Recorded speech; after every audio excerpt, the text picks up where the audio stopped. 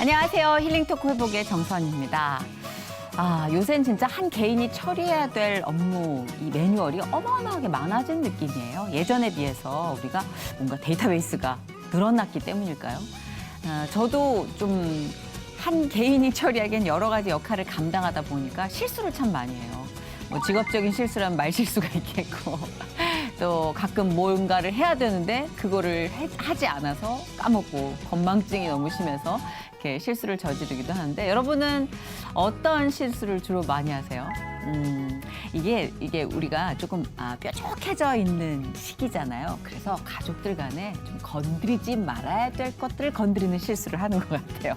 그러니까 의식이든 무의식이든 간에 그 사람이 들었을 때 좀 뾰족해질 수 있는 말들은 좀 감춰야 되는데 저부터도 그게 안 돼요. 엄마하고 얘기하면서 그렇게 싸워요. 자, 오늘 이 시간 우리가 의식적으로 한 실수는 주님께 내어놓고 또 잘못을 회개하고 다시는 그러지 않는 쪽으로 그리고 무의식적으로 하는 회개는 너무 집착하지 말고 그냥 사람이니까 그럴 수 있었다.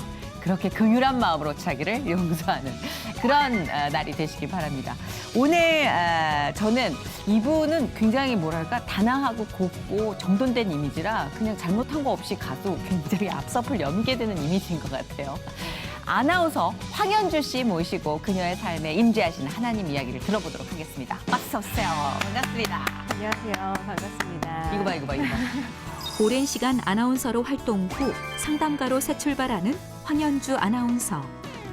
최근 2, 3년간 1919 유관순, 이프 패밀리 등 기독교 영화에서 크리스천의 정체성을 드러내기도 했는데 젊은 시절부터 선교사로서의 비전을 품고 하나님이 예정하신 길 가운데 아나운서로서의 꿈을 이뤘지만 상처와 아픔 끝에 이혼이라는 선택을 하게 된다.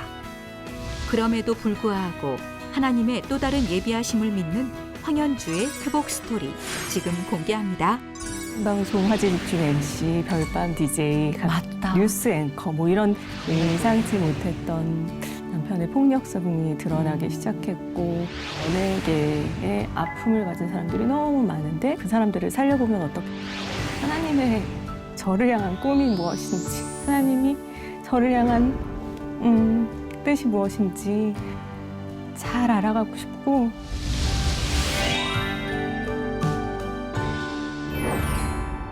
목소리도 귀에 있고 얼굴도 굉장히 낯이 있고 아마 보시면서도 어라? 내 아는 분인데 착각하신 분도 계실 것 같아요. 네. 자, 워낙 뭐 이렇게 다양한 모습을 그간 많이 보여주셨는데 아나운서로 활동하신 지는 꽤 되셨어요. 네, 사실 생각보다 나이가 좀 있어서요. 우린 경력으로 칩니다. 네. 예. 사실 정말 하나님께서는 너무나 세밀하고 세심하신 분이라는 생각이 드는 게 제가 20살 때부터 사실 여행하는 걸 너무 좋아해서 그래요? 20살 때 일본 선교 여행 한번 다녀온 이후부터 하나님께서 역사하시는 세계 현장들을 곳곳에서 보여주세요. 이런 기도를 했었는데 그때부터도 뭐 20살 때만 한 30개 넘는 나라를 보내주셨는데 와. 방송사도 저는 여행을 시켜주셨어요. 세상에. 네. 자, 어떤 코스인지 좀 들어볼까요? 예, 처음에 여수 MBC 아나운서로 입사를 하셨다는 얘기는 알아요. 그렇습니다. 이 여수라는 곳에 처음 보내질 때는 꿈의 사람 요셉이 된 듯한 느낌이었어요. 우리나라 섬을 제외하고는 최남단이잖아요. 그렇네요, 진짜. 최남단에 보내주셔서 사실 아나운서 시험 준비한 지 5개월 만에 거기에 가게 됐고 진짜요? 네, 정말 선물같이 여행을 보내주시는 마음으로 갔는데 네. 생방송 화제 집중 MC, 별밤 DJ, 맞다. 뉴스 앵커 뭐 이런 생방송을 3개나 그냥 몰아서 시켜주셔가지고 세상에. 저는 첫 방송부터 생으로 시작을 했습니다. 5개월 차에. 네. 1년도 아니고 5개월 차에. 어버버버버 난리가 났었죠. 그 방송 듣고 싶다. 그 파일 아직 있나? 찾으면 안 됩니다. 첫 방송 정말 파일은 보물이거든요. 그렇죠. 네. 네. 숨소리, 들숨, 날숨 엉망이구만. 그렇죠. 듣고 싶다. 지금의 이 이미지는 찾아볼 수가 없을 텐데. 네, 찾고 싶지 않습니다. 그때가 몇이셨어요? 20대 초반 아니에요? 새내기 아니죠. 완전? 20대 중반이죠. 중반. 네네. 대학 졸업하고 그리고 나서 졸업하고 갔으니까. 입사하셨으니까. 네. 야, 진짜 에피소드 많았겠네요. 생방송을 그렇게 많이 하셨으면. 네, 2003년에 그렇게 여수 MBC에서 시작을 하고 8개월 만에 SBS의 기상캐스터로 또 오게 돼서 날씨를 전해드렸었고요. 익숙하죠, 이제 그 모습은. 네, 그러다가 몇 년 지나고 CBS에서 또 언론사 공채에 합격을 해서 네. 그렇게 회사에 들어가고 또 1년 동안 공백기가 생겼었어요.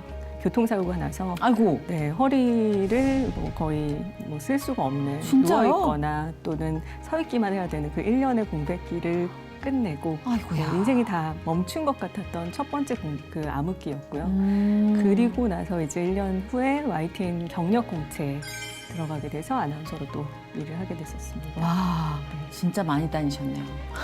이렇게 그 공채만 한 4번을 그러게. 합격시켜주셨고요. 이후부터는 또 스카웃을 해주셔서 SBS 기상캐스터 할 때 경제부장이셨던 네. 분께서 SBS 경제 채널 CNBC 개국할 때 네, 대표가 되셔가지고 와. 이제 스카웃 제의를 해주셨죠. 이게 기상캐스터를 하시다가 이 경제 채널에 스카웃을 한다는 건 이분의 스펙트럼이 어느 정도까지를 보셨다는 거거든요.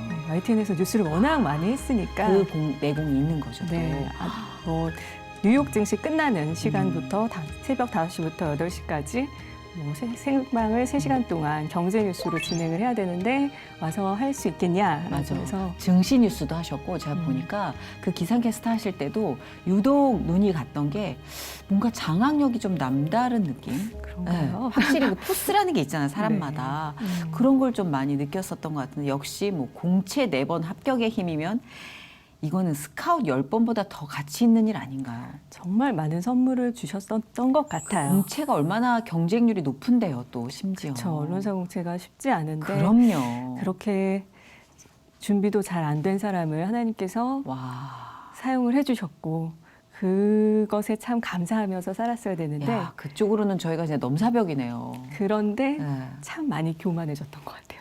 사람이잖아요. 하나님 머리 위로 계속 올라오면서 하면 다 되는구나라는 생각에 참 교만하게 살게 됐던 어떻게 보면 에이, 교만은 뭐 저도 할 말이 없어요. 사람이니까. 네. 저도 지금 또 시간이 주어지면 교만할 자신이 있어요. 네. 근데 하나님이 눌러주시는 것도 사랑이라는 걸 배웠거든요. 그 교만할 틈을 안 주시는 것도 사랑이구나. 왜냐면 틈만 나면 교만하거든요, 제가.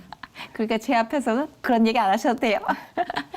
하여튼 눈부신 전력이라는 게 이런 거구나. 야, 이게 그 선물이 몇 개냐. 멈추지 않았던 게요. 네. SBS, CNBC 경제뉴스 계속 하다가 이제 회사를 그만두게 됐었는데 학교를 다니면서 그만두게 됐어요. 근데 이제 프리랜서로 바뀌면서 남들은 프리랜서가 되면 뭔가 돈을 더 벌고 방송을 많이 그렇죠. 하고자 네. 저는 이제 학교를 다니게 되면서 이 지도 교수님의 눈총을 좀 피하느라 네, 일을 좀 줄이게 됐는데 그 와중에도 다시 YTN에서 불러주셔서 과학 뉴스, 과학 토크 프로그램 뭐 이런 것들을 진행했었고 세상에. 네, 최근까지는 그 제가 한 번도 입사해보지 않은 회사에서 네.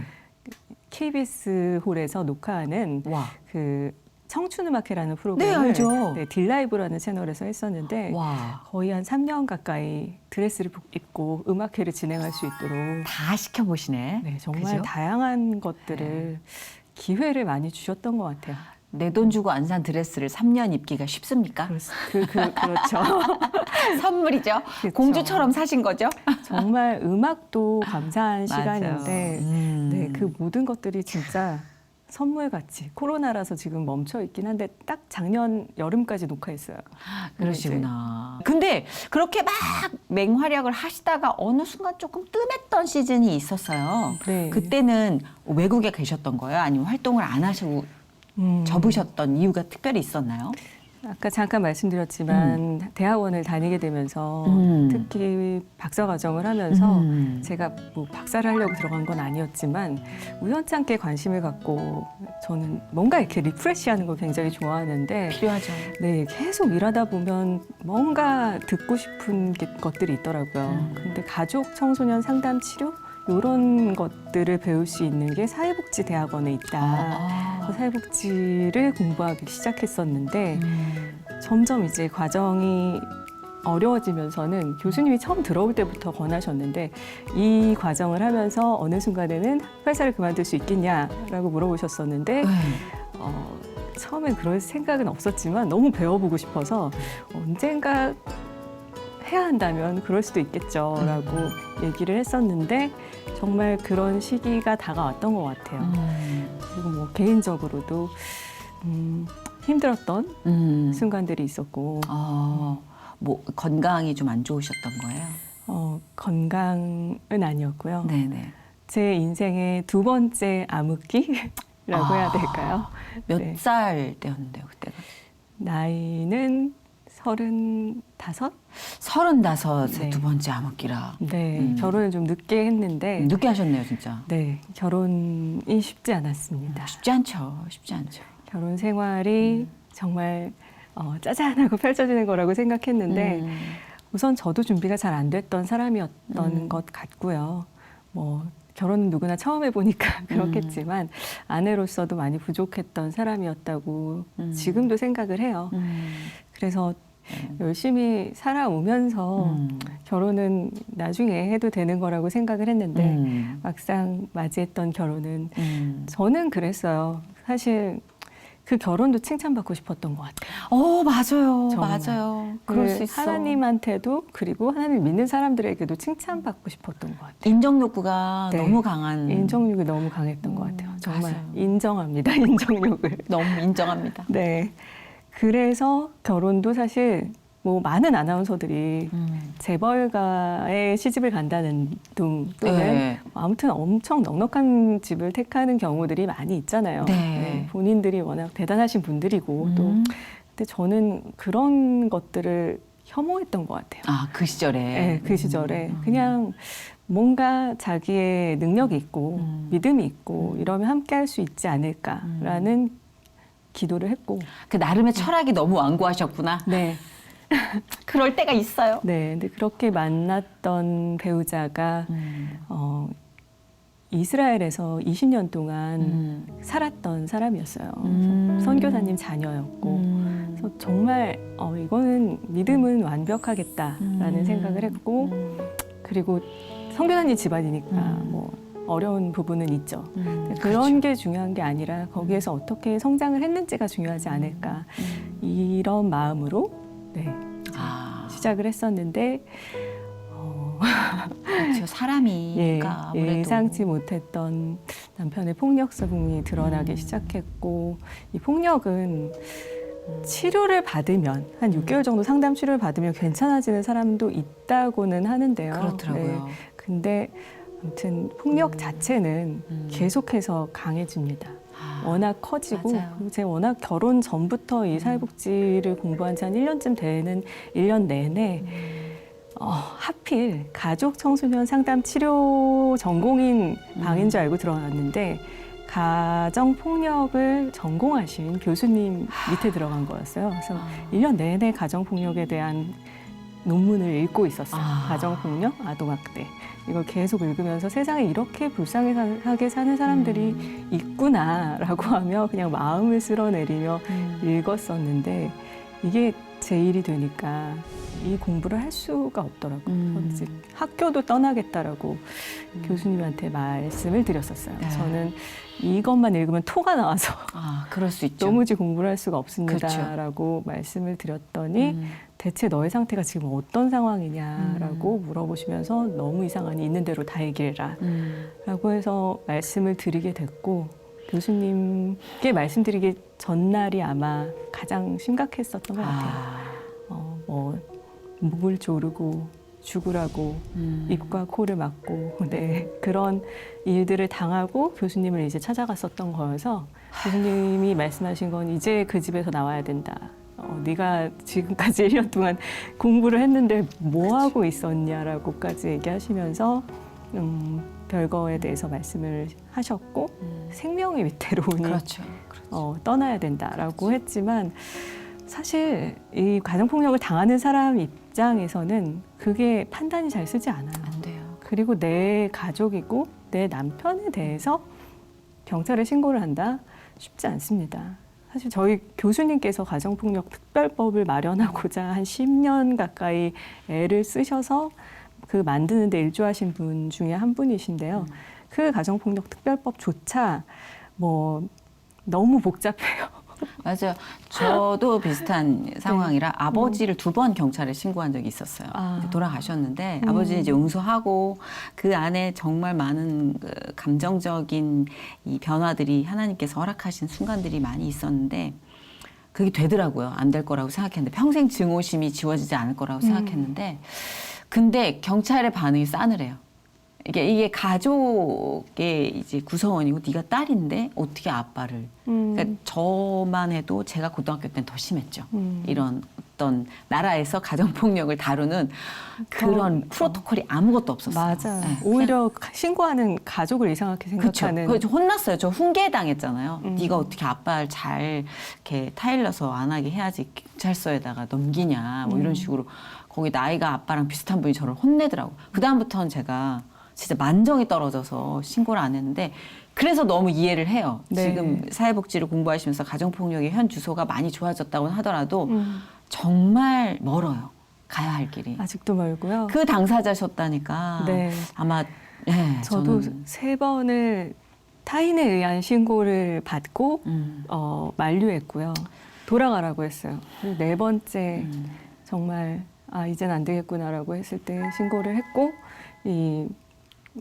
주거지 퇴거 명령부터 이제 별거를 하게 됐는데 그 과정을 하려면요. 또 신고를 하고 나서 새벽 6시까지 조서를 써야 됐어요. 정말 네, 쉽지 않은. 피해자인데 네.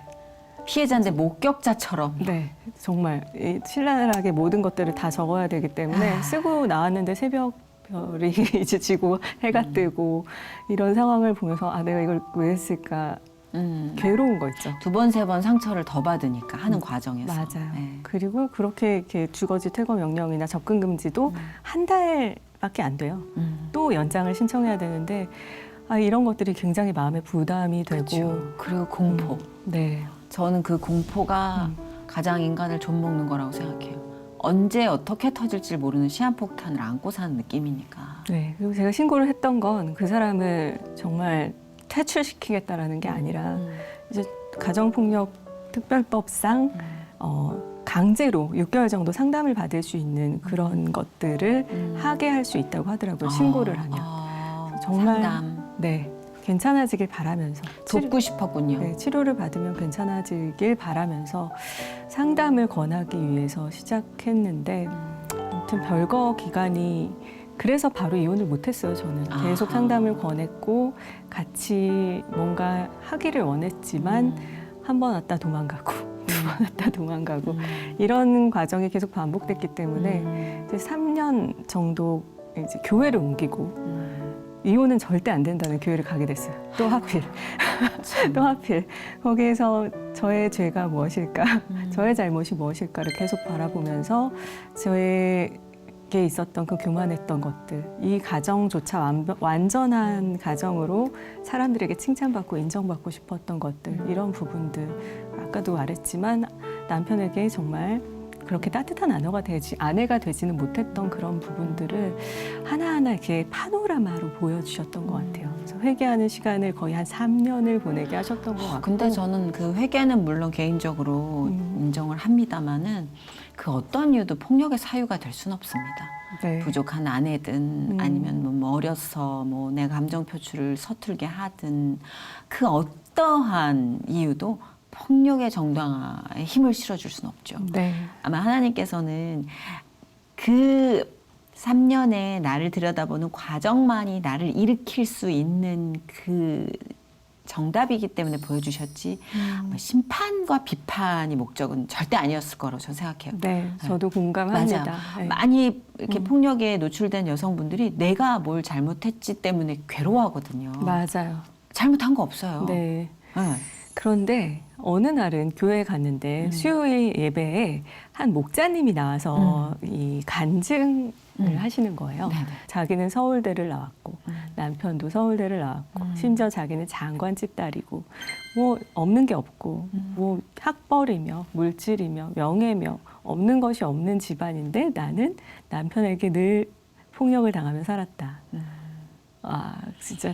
근데 또 그분의 고백이 더 황당했어요. 사실 이렇게 말해도 되는 건가 싶을 정도의 고백이었는데 워낙 자기가 완벽한 집안에 정말 완벽한 학벌에 뭐 삶이 이렇게 완벽할 수 있을까 싶을 정도로 살았지만 근데 그분도 워낙 교만을 쌓고 또 쌓고 살았기 때문에 이 교만한 이 나를 어떻게 해도 바뀌질 않으니 때려서라도 가르치시려고 에이. 이런 사람을 만나게 하셨나? 이렇게 얘기를 하시는데 에이, 전 그 그건 교회를 아니죠. 뛰쳐나오고 싶었어요. 맞아요. 그건 아니죠. 말도 안 되는 얘기 아니야?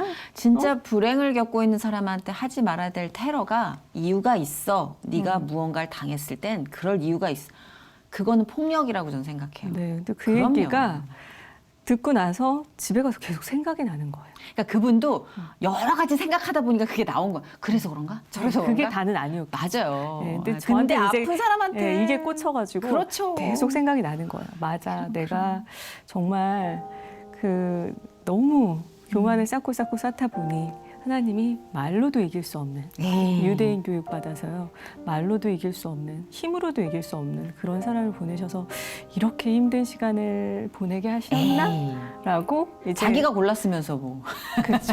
그래서 저는 또 저를 자책하고 움츠러들고 아이고. 이런 상황을 계속 반복했던 것 같아요. 뭔지는 알 것 같아요.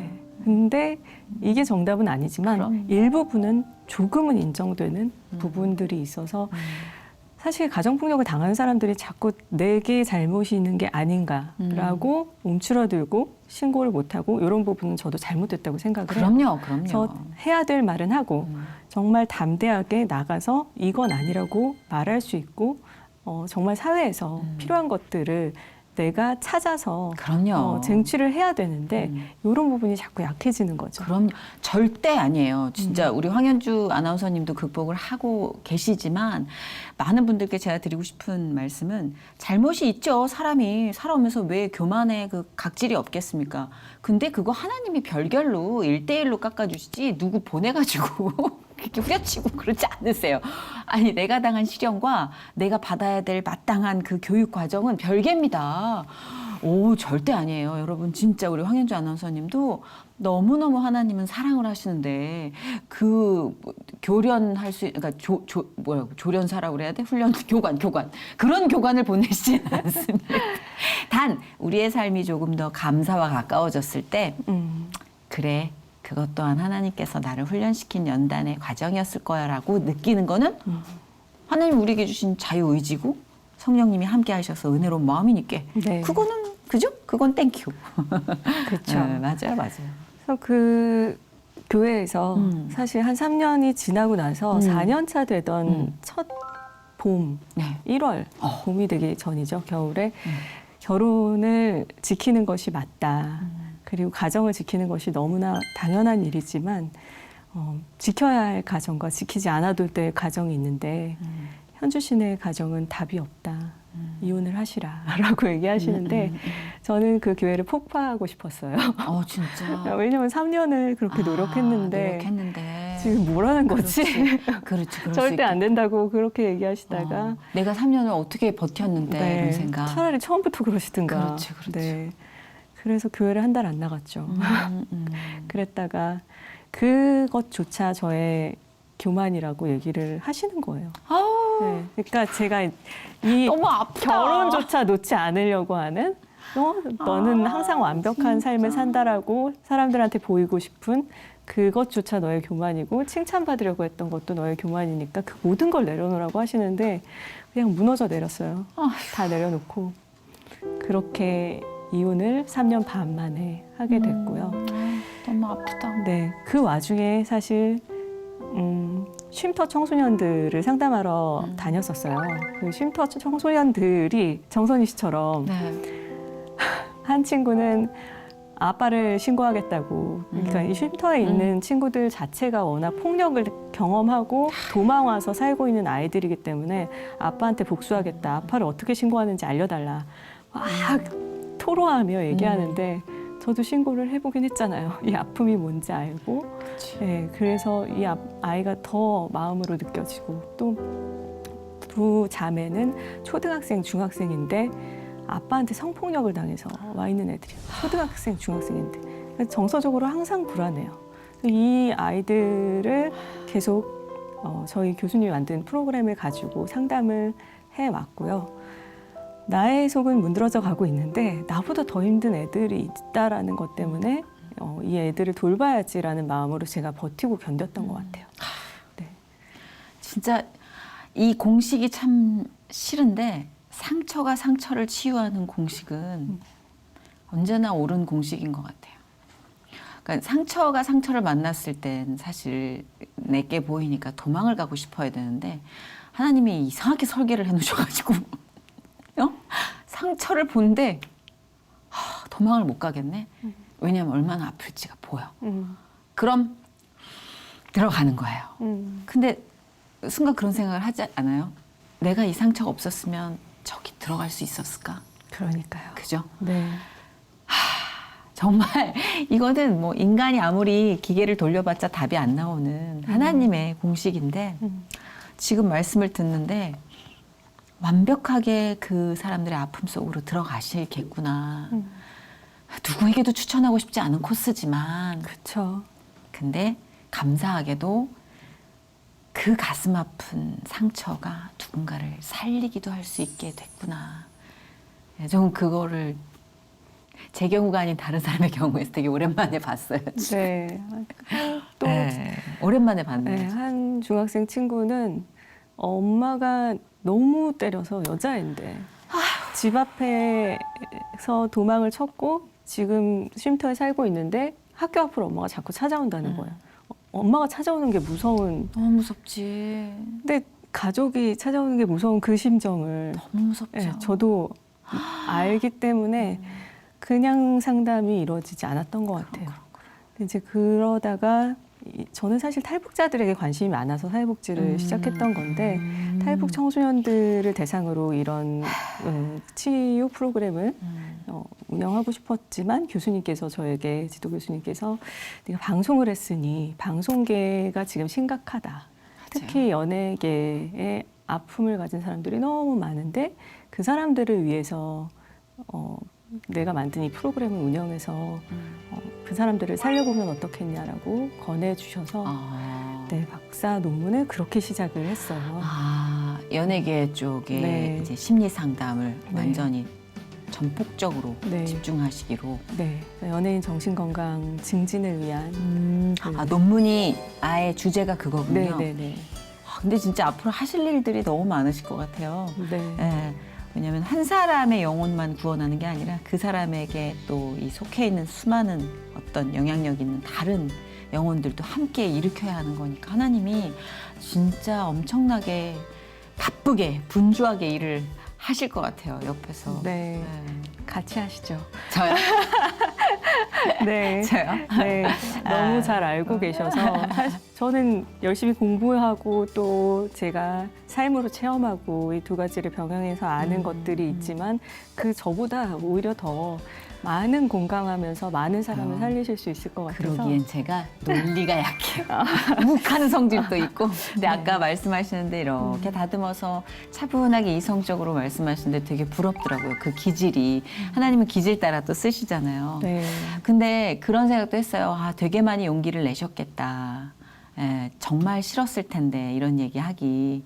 근데 좀 더 큰 뜻을 염두에 두고 말씀을 하신 것 같아요. 그 아픔에 대해서. 네, 사실 이제 누군가 잘 만나서 행복한 가정을 이뤘을 때 그때 어디든 나가야지라는 그래서 이 모습조차 또 완전하고 싶은 모습이었던 것 같아요. 금이 환영하고 싶은 느낌 있잖아요. 네. 너무 아르지. 네, 근데 여기서 C채널에서 전화가 오고 이 전화를 하와이에서 받았어요. 네. 하와이 코나에 북한 관련 복음 통일 전문 컨퍼런스를 진행하러 갔는데 이 코로나에 거기에 가 있는 것도 세상에. 신기하고 네. 코나 열방대학이라는 곳이 어떤 곳인지 말로는 엄청 들었지만 처음 가봐서 정말 전 세계에서 선교사 훈련을 받겠다고 오는 DTS 그 자리에서 그 행사가 5일 동안 열리고 있다는 것도 감사한데 그 전화를 받고 바로 거절을 못했어요.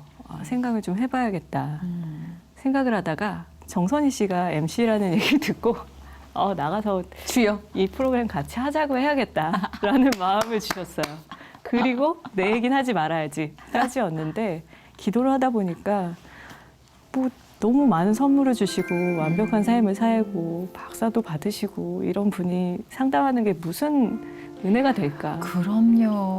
제 얘기를 하는 게 맞겠다. 그럼요. 그리고 하나님 용기를 주셨어요. 용사의 영으로 일어나서 아멘. 고백하자 얘기를 하고 정말 아픈 사람들을 제가 품을 수 있는 이유 너무 이해할 수 있고 정말 이제는 더 쓰러져 계시면 안 된다라고 어떻게든 살아나셔야 된다. 그리고 같이 살아나서 다른 사람도 같이 살리자라고 얘기할 수 있는 용기를 갖고 아멘. 나가자. 네, 준비하면서 이렇게 나오게 됐어요. 하나님이 분명히 그 마음을 강하게 넣어주셨다고 전 믿는 게 그 마음 아니면 안 나옵니다. 누구도 자신의 아픔을 그렇게 드러내기도 싫고 그리고 또 이제는 각각의 삶을 살고 있는 그 사람에게 어떤 식으로든 누가 될 수 있으니까 잘 되길 기도하고 안타까운 마음이 있지만 오해의 여지가 있을 수 있으니까 네. 세간의 관심이 그쪽으로 또 흐트러질까 봐 네. 되게 조심하게 되거든요. 맞습니다. 근데 아마 하나님께서 누군가를 살리고 싶으신가 봐요. 네. 그러니까 그것조차 두려워하지 않아야겠다라는 마음이 그러니까. 들었어요. 네. 어떤 얘기는 거르고 어떤 얘기는 해야지라는 그저 안 되더라고. 먹었는데 네. 그 정말 결단을 하고 작가님이랑 통화한 이후에 기도를 하면서 그냥 성령님이 이끄시는 대로 다 아멘. 얘기하겠다. 하나님이 AS 다 해주실 거라 믿습니다. 네. 보호하실 거라 믿고 네, 정말 네. 강하게 인을 쳐주실 거라 전 믿고 제가 어디 그렇게 가지 않고 버티는 스타일이에요. 막 이러면서 가기 싫어. 근데 꼭 그런 마음을 주세요. 너한테 내가 있었잖아. 저 사람에게도 내가 너한테 가득 가고 싶어 라는데 눈물 또 철철 흘리는 거야. 에이 진짜 이제 알았어요. 그러고 또 가고. 근데 저는 좀 저의 결대로 하나님께서 접근을 해주셨다면 우리 황현주 아나운서는 모범생 장녀 같은 느낌. 아빠가 너는 믿는다. 나는 완전 철부지 둘째 딸. 그래서 딱 보면서 되게 배우고 싶은 게 많이 느껴져요. 아 그래 나도 이제 성장해야 될 텐데 성장하지 못하는 내 모습을 되게 도전받는 시간이 되었던 것 같아요. 오늘 짧은 만남이. 겸손함까지 진짜, 제가 진짜. 배우고 싶습니다. 정말. 아니 정말 네. 그 계속해서 누군가를 돕고자 하는 그 의지는 성령님이 주시는 건데 또 그게 결이 맞아야 돼요. 공부하는 그 결이 맞는 분이야 이분은. 그렇게 공부를 하셔. 아니에요. 근데 사회복지학을 제대로 공부하면서 느껴지는 어떤 마음은 또 달리 이게 긍휼함과는 또 다른 어떤 뭐 제도적 문제나 그런 것들이 좀 차이가 나던가요? 이 세상을 보는 눈이 확실하게 바뀌던가요? 사실 아까도 고백했지만 네. 그렇게 공부하면서도 실제 제가 겪을 때는 빨리 적용이 안 됐어요. 그런 것들을 너무 알기 때문에 그렇죠. 제도적으로 변해야 되는 부분들이 있다라는 걸 알고 그 부분에 대해서도 제가 영향력을 끼칠 수 있는 자리에 간다면 네, 해야 되지 않을까 그런 일을 아니면 못 가더라도 목소리를 높여서 할 얘기를 해야 되지 않을까 네, 그런 부분들이 있습니다. 지금 맡으신 일들을 이렇게 잘 해내고 또 일을 또 해내다 보면은 언젠간 좀 가깝게 마주보게 되지 않을까요? 네, 그렇게 생각해요. 지금 아주 바르고 곧은 걸음으로 하나님 의지하고 잘 가고 계시는 그 발걸음이 느껴져요. 그 연예계에 이제 정말 많은 이슈가 있습니다. 그래서 아마 황현주 박사님을 필두로, 박사님이야 벌써부터. 박사님을 필두로 진짜 많은 분들이 연예계의 건강을, 이게 미디어의 건강이거든요. 사실. 그래서 이 소속사가 갖고 있는 PD가 지향하는 그 그림들을 제대로 세워주신다면 그걸 접하는 많은 분들의 삶도 바뀌어지지 않을까. 하나님께서 궁극적으로 선택하신 그 교육 방법이지 않을까라는 생각을 해요. 네. 그리고 사실 저희 교수님이 만든 프로그램을 소개하고 싶은 게 뭐 생로병사의 비밀에도 소개가 되긴 그래요? 했었는데 네. 네, 제가 알고 이미 싶어요. 논문을 쓰기 전에 많은 다른 대상이 한 10부류의 대상이 이미 그 프로그램을 진행을 해서 박사 논문을 앞에 선배들이 많이 쓰셨는데 땡큐 소리 러브예요. 정말 쉬운 건데 우리가 진짜 가족 안에서 잘 못하고 있는 거예요. 맞아요. 네, 우리들끼리도 립 서비스는 할 수 있어. 땡큐까지는 땡큐. 돼. 고마워. 소리가 안 돼. 네, 소리도 안 되고 아. 땡큐도 진정한 땡큐를 하기 시작하라고 하면 못해요, 사람들이. 그렇죠. 오글거린다고. 네, 그렇죠. 정말 진짜로 왜 고마운지를 알기 시작하는 단계가 잠깐 30초만 눈 감고 네가 그렇게 소중하게 생각하는 또는 그냥 옆에 있는 그 누군가가 없어진다고 생각하면 앞이 캄캄하잖아요. 근데 그러고 나서 이제 존재하는 것만으로도 참 고마운 부모님을 비롯해서 네, 가족, 그렇죠. 친구, 지인 존재하는 것만으로도 고마운 사람들인데 이 존재에 대한 고마움을 제대로 시작하게 하면 이렇게 고마운 존재에 대해서 내가 대체 뭘 해줬지? 미안함이 절로 나오는 거죠. 야, 존재에 대해서 고마워하기 참 힘들었던 것 같아요. 왜냐하면 항상 왜 저렇게 해? 왜 저렇게 안 해? 어떤 행동으로 말미암아 나에게 주는 어떤 영향력으로 말미암아. 네. 저는 진짜 엄마 생각했거든요, 지금. 근데 정말 많이 싸우거든요. 저도 이게- 사실 그래요. 지금 부모님과 살고 요새 있는데 부쩍 싸워요, 진짜. 네, 어머니랑 진짜 왜 엄마 소리를 안 해? 막 이러면서. 근데 정말 존재하는 것만으로도 감사한 분인데 그렇네요. 네, 그분을 위해서 내가 해준 게 사실은 뭐가 있나 미안하고 미안함을 얘기하다 보면 정말 이 사람을 위해서 뭘 해줄 수 있을까? 이 사람이 좋아하는 것에 내가 얼마나 알고 있나? 그녀가 좋아하는 것을 해주는 게 진짜 사랑인데 진짜 사랑을 우리는 내가 원하는 걸 해주면서 하고 있잖아, 내가 사랑. 맞아. 이렇게 강요하는 사랑을 해왔기 때문에 제 얘기하시는 거죠? 네. 그렇게 생색을 내요, 저는. 잘 듣고 있다가 그걸 해주는 게 진짜 사랑이라는 것까지 이 프로그램을 뭐 10주에서 15주가량 진행하고 나면 사람들이 관계가 달라지고 삶을 바라보는 시각이 달라지고요. 너무 당연한 거 아니야 라고 시작했던 사람들도 이렇게 어려운 거였어? 라고 얘기를 해요. 그 상담을 좀 받아보고 싶은 마음은 있는데 사실은 그 문을 두드리기까지가 되게 겁이 나잖아요. 맞아요. 그러니까 그런 분들께 조금 상담을 받으러 오는 발걸음을 좀 가볍게 해주신다면 어떤 말씀을 해주실 수 있을까요? 그냥 놀러 간다는 생각으로 네, 시작하세요. 제가 방송 전에 드리는 말씀이랑 똑같네요. 진짜 상담을 해서 뭔가 어떤 큰 걸 얻겠다라고 생각하면 그 상담 가도 부담스럽고요. 상담을 받으러 가서도 내가 이걸 얻을 수 있어 없어를 계산하느라 너무 피곤하죠. 그래서 더 문을 두드리기가 힘든데 상담을 그냥 놀러 간다라는 생각으로 오늘도 뭐하고 놀아볼까? 라는 마음으로 시작하면요. 그것만으로 문이 열리고 그 문을 연 것만으로 내 삶이 달라질 수 있다는 거. 하긴 보면은 상담하시는 선생님들도 딱히 뭐를 답을 얘기하시진 않고 많이 들으시더라고요. 그렇죠. 그러니까 듣다 보면 자기가 정리가 또 될 수도 있으니까요. 맞아요. 네, 정답이에요. 네. 정답이에요? 네. 그래서 같이 하셔야 될 것 같아요. 아, 제가요? 저는 필요하시면 언제든지, 예. 언제든지 네. 콜입니다.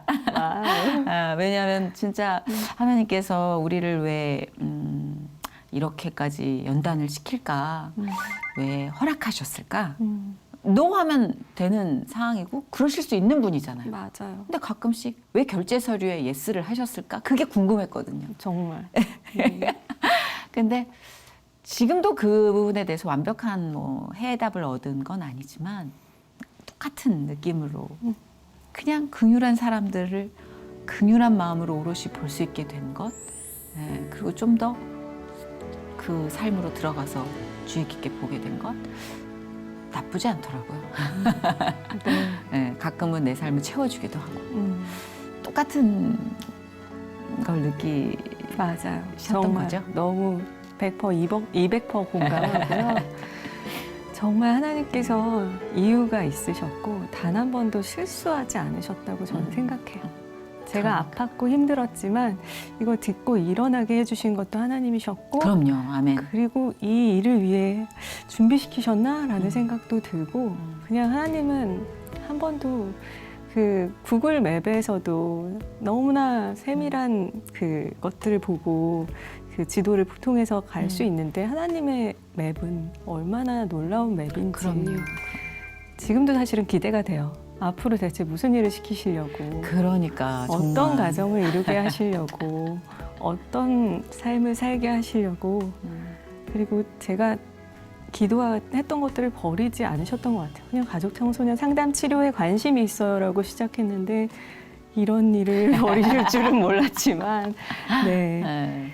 그리고 그렇죠. 탈북자에게도 관심이 있습니다라는 것도 그래서 우선 이 상처 입은 치유자로서 연예인 상담 플러스 연예인들의 가족에 대해서도 저는 상담을 하고 싶어요. 네. 연예인들을 받쳐주시느라 얼마나 힘드실지, 그 정신세계는 연예인도 아닌데 연예인과 같이 살아가야 되는 가족들에 대한 요즘 연예인 네. 가족에 대한 노출도가 높아져서 아마 네. 진짜 깊이 들어가셔야 될 것 같다는 생각을 해요. 음. 이 방송이라는 게 한 번 중독이 되면 그 다음에 평범한 삶으로 돌아가기가 거의 힘들거든요. 네. 자존감과 직결돼 있는 거기 때문에 그 부분에 대해서 아마 하실 일이 진짜 많이 있지 않을까. 특히나 이 코로나 시국 2년을 지나면서 이 공연이나 이런 것들로부터 지금 떨어져 있는 친구들은 불안감이 정말 이루 말할 수가 없어요. 맞아요. 몽땅 다 맡깁니다. 계속 얘기하지만 방송에서도 같이. 말씀하셨어요. 같이 네, 가시겠다고. 같이. 그럼요, 네. 그럼요. 네. 함께 우리가 동역해서 하나님의 뜻을 이뤄야 한다는 생각은 저는 확고하게 하고 있습니다. 네. 네. 그래서 같이 함께 가면서 연예인들을 살리고 또 네. 연예인들이 일어나서 소외계층을 살리고 탈북자라든지 네. 정말 그렇게 가정폭력으로 힘들어하고 그쵸. 있는 아이들이나 가정을 같이 일으키는 이런 일들에 같이 쓰임을 받으면 좋겠다고. 살리고 살리고로 가죠. 네. 그럼요, 그럼요. 지금 제가 하나님께 받고 있는 이 사랑은 정말 헤아릴 수가 없는 정도거든요. 네. 그 사랑이 저를 일으키는 것 같아요. 마찬가지로 느끼시죠? 네, 뭐든 네. 하게 해야 되지 않을까? 막 이런 느낌. 너무 잘해주시고 너무 사랑하시면. 네. 기도 제목은 확실하게 그건가요? 아니면 뭐 부수적으로 이제 마무리 차원에서 네. 우리 황현주 아나운서님의 인생을 건 기도 제목이 요즘 뚜렷하게 하나 있다면 그거 우리 중보기도로 들어가겠습니다. 네. 하나님의 뜻이 뭔지 하나하나 알아가고 있는 것 같은데 내 꿈을 이뤄달라는 기도는 이제 그만하고 싶고요. 하나님의 저를 향한 꿈이 무엇인지, 하나님이 저를 향한 뜻이 무엇인지 정말 잘 알아가고 싶고, 하나님이 사랑하는 것보다 제가 하나님을 더 사랑한다고 고백하며 살고 싶어요. 감사드립니다. 네. 한 번도 생각 안 해봤어요. 하나님이 저한테 꾸시는 꿈이 뭔지 내 꿈만 생각했나. 감사드려요, 진짜. 누군가 그러더라고요. 정말 한 가지 더 있다면 아까 탈북자들한테 관심이 많다고 네. 했는데 탈북자들을 위한 그런 치유 프로그램뿐만 아니라 탈북자들을 위한 방송도 함께 하면 좋겠다 이런 생각도 들어요. 그래서 자, 추상미 감독 연결해 드릴게요. 좋습니다. 추상미 감독이 이 품은 그 꿈이 탈북자들을 살리고 일으키는, 그래서 다큐멘터리도 제작을 하고 끊임없이 그쪽을 향해 주파수가 열려 있거든요. 네, 예. 아마 저 그렇게 해서 쓰시려나 봐요. 연결해 드릴게요. 좋습니다. 그 비전도 하나님께서 다 쓰실 거라 전 믿어요. 안 네. 쓰시는 게 없더라고요. 네, 예. 다음에 우리가 또 만났을 때는 한 걸음 더 또 나아가서 또 그 깊은 얘기를 나눌 수 있고 또 그때의 문제를 회복할 수 있는 회복의 시간이 됐으면 좋겠어요. 네, 오늘 나와주셔서 진심으로 감사드립니다. 힐링 시켜주셔서 고맙습니다. 저야말로. 고맙습니다.